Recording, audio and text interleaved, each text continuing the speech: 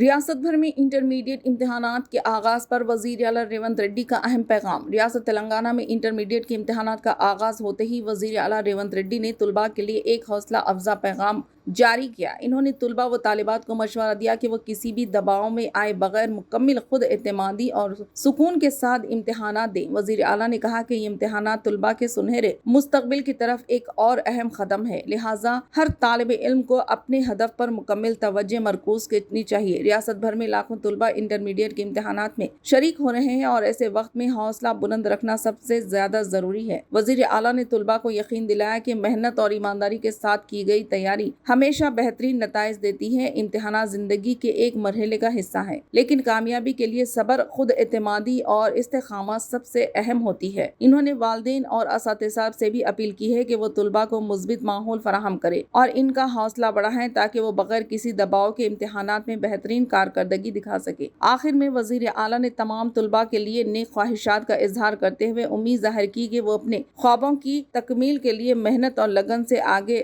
بڑھتے رہیں گے۔